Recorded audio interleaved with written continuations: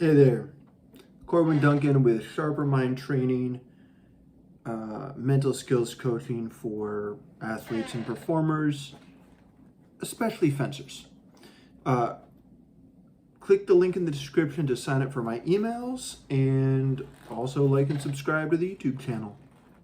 All right, that's out of the way. Today I want to talk about nervous system activation and what that even means.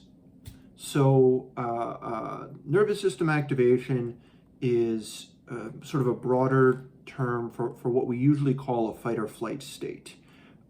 You've probably heard fight or flight before. It's kind of when your body gets ready to take action, to get away from something, to address something, typically a threat, or something that really feels like it requires focus.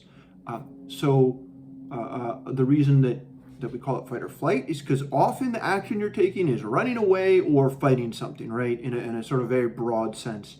But internally, what's happening is your nervous system, like the autonomic nervous system that controls things like your heart rate, your breathing rate when you're not consciously regulating it, a number of other things within your body, is becoming in a more active state. It's doing more stuff. The counterpoint to that is to be in less activation. That's more of like a relaxed state. You're chilled out, you're resting, you're eating, you're falling asleep, whatever. So when we're performing, we're going to be in a somewhat activated state because we're doing stuff, right? So what happens when you get into an activated state? This is something I talk about with pretty much all of my clients because I think it's pretty important to understand it. And you might already know some of this stuff, you might know all of it, but as a starting point, your heart rate goes up, your muscles get a little bit tenser, your blood redirects to different parts of your body, and this is a really crucial one. Your mind actually starts to work differently. Your options tend to narrow, you become less creative, and you think through different kinds of possibilities, often in an activated state, rather than feeling like, okay, I could do one, option A, B, or C, and then I have a bunch of other things that I could also, think through if I wanted to do them.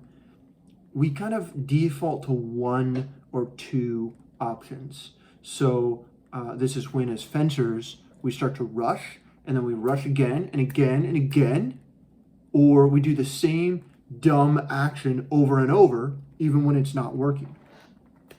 Our options have narrowed down into something that isn't really effective for what we're trying to do, but because we're in that activated state, our brain is not able to see and explore the other options for what might be possible in that moment, which is why a lot of what we do in coaching is, and skills training is, we practice ways to control that activation level and bring it down.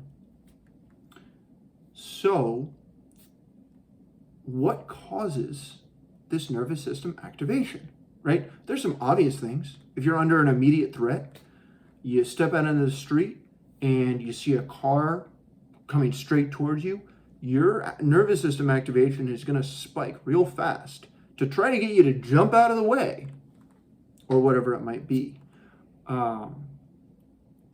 You jump into a tub of ice water. Not that I know anyone who would do something that crazy, right? I love ice baths. I think they're amazing. Your body's like, oh my God, you're about to die. What's happening? It's going to spike your adrenaline. It's going to spike your nervous system activation. And it's going to feel different than if you look up and see a car barreling towards you. But there are some similar internal things that are happening. But it can also be very non-physical things, right? You are in a fencing competition and you look up and you realize your next opponent is somebody you have lost to 3 times in a row and never beaten. You're not under a physical threat, but psychologically, mentally, you might think, oh no, something bad is going to happen. I'm going to lose this to this person. I'm going to come out of this competition with a bad result, with an outcome I'm not happy with. People are going to think less of me. I'm going to think less of myself. All of these are different kinds of threats or perceived threats that might also cause nervous system activation. So again, this is why a big part of mental skills coaching is learning to regulate that nervous system response, and in fact, even to recognize when it's happening. We'll talk about that more in another video, kind of some of the things you can notice, how you can tell when you're getting activated. I could talk about this for far too long, but I don't want the video to go on forever today. And so I'm going to talk about this more another time.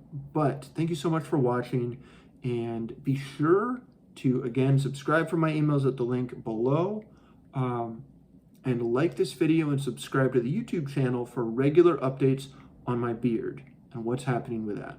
Also, more videos about mental skills training, and just whatever comes to my mind about that particular day. That's really going to do it. I think the link to subscribe to the channel is on that side, and another video you can watch there or there, but I could have those backwards. Either way, see you next time.